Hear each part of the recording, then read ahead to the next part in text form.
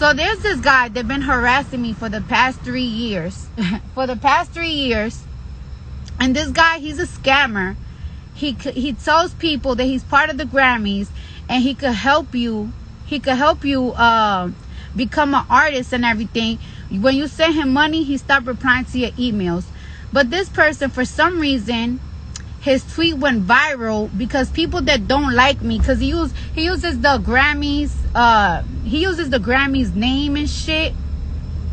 He uses the Grammy name to get people's traction on Twitter. But this guy is really a scammer. Not part of the Grammys. Never helped one artist ever in his life. Don't have no credentials. And people keep saying this, and there's been an argument for the past 2 years. Oh, Cardi, oh, about my Grammy and everything. And let me tell you something, right? I don't understand. When I was first nominated in 2018 for 2 Grammys for Bodak Yellow, right? And I lost them. That was 2017 was my year, right? And I lost it. So I don't understand, right? Since y'all claim so much that my label be buying shit for me, why they didn't buy me the Grammy when I first lost both of them? And y'all were on social media. Y'all could actually, if y'all go on Twitter and y'all look back in 2018, y'all was saying in 2018, Cardi deserved that Grammy for Bodak Yellow. Cardi deserved that Grammy for Bodak Yellow. Whatever.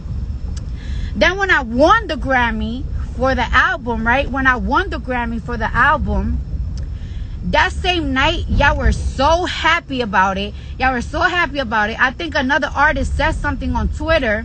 No, I know another artist said something on Twitter because they felt a certain type of way about something. And it's like, I wasn't even mad about it because I understand where they were coming from. But y'all were chewing that person up, saying Cardi won it fair and square. And at the end of the day, there were other 2 artists in that category that are part of my label as well, and they lost it. It is what it is. You cannot take away that I had an amazing album. You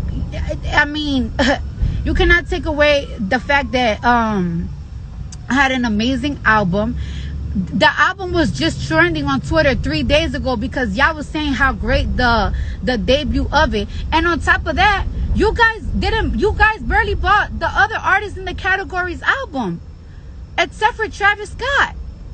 So it is what it is. And then people be like, all right, so why you keep defending it if you don't feel guilty? Because that shit hurts.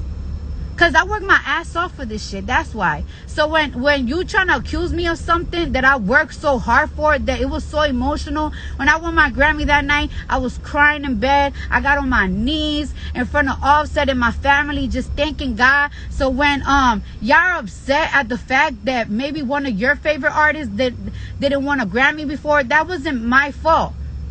If one of your favorite artists never won a Grammy before, it's not my fault. I was never nominated with them. You need to be mad at the person they lost it to, not me. I was never nominated with them. So why y'all want to be always upset with me? That shit is annoying. I could tell you this, though, that it's not bought, and I could show y'all. In 2018, 2019, I was getting paid $600,000 to $700,000 a show. And they only paying that shit to people that fucking could pack shit out.